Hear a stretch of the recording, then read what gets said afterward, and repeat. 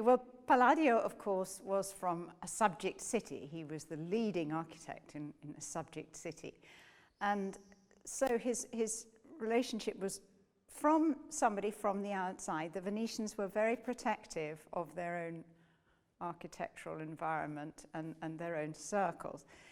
He probably went to Venice for the first time around 1548, when he was already established, and he was already working for Venetian clients. He had designed villas since the early 1540s, the Villa Pisani at Bagnolo, for example. So he had Venetian contacts, and he went to Venice from time to time to get stone for the Basilica in Vicenza. But it was difficult for him to find patronage. He had very supportive friends, in particular the two Barbaro brothers, Daniele and Marcantonio, who helped him to get the commission for the facade of the Cathedral of Venice, San Pietro di Castello. But then the patriarch died and the project fell to pieces. And he managed to get another commission for the Convent of the Carità in Venice, which was a very important monastery. But it was an invisible commission because it was inside walls of the convent. So it wasn't visible to the people or to visitors or to the public. It was a very private project, very beautiful one, very important, but it didn't make a big impression. So he is described by Vasari in 1568 as giovane, which is funny because he was 60, but anyway, and at the beginning of a great career in Venice. Well, he did go on to do many things in Venice, but it just shows that already in 1568, he was considered at the beginning of a career in Venice because he wasn't really yet established. Now, why wasn't he not established? That's because Venetian public architecture was dominated, in particular, by one architect from Florence, a sculptor, great sculptor, Jacopo Sansovino, who was very adaptable and accommodating and did exactly what his patrons wanted. He was very easy to work with, organized, very flexible in his style. Palladio had very, very strong views about what he wanted to do, and he was quite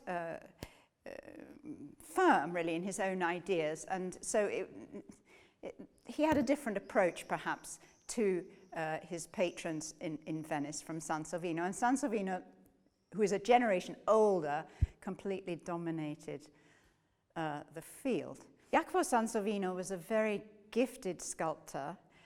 He became an architect gradually, but he wasn't trained as an architect, unlike Palladio. But he was very well equipped to provide the sort of very magnificent, richly carved, three-dimensional surfaces for his buildings, covered with all'antica references that Venice sought in the great urban renewal of the middle of the 16th century. Now, Palladio had a more simple style. I think his basilica in Venice in Vicenza is his critique of Sansovino's library in Venice, that Palladio created something much more monumental and grand and less rich. Sansovino was obviously, in a sense, understanding the Venetian mentality perhaps better than Palladio did. And it was not until Sansovino's death in 1570 that Palladio was able to establish himself as the greatest architect in Venice. He moved to the city just before Sansovino died with his family, and he immediately published the Quattro Libri very rapidly. He was obviously in a hurry. Some bits of it are not quite ready. He was clearly impatient to publish this treatise because he laid out his personal curriculum vitae for the city of Venice, and with the complete catalogue of his private buildings, so that he could try to get commissions in Venice, which of course he did after that. But it's very important to remember that Sansovino, as a generation older, was very well established and had important supporters in Venice. And because of his flexibility, he was the ideal architect for Venice at that moment. After his death, there's a period in the 1570s of horrible problems in Venice. There are fires, floods, plague, wars, all sorts of problems, and the city becomes a little bit more austere. And at that moment, Palladio's sort of more sober, grand, sort of pure style manages to sort of displace Sansovino's richness and establish Palladio for the last decade of his life as the leading architect in Venice.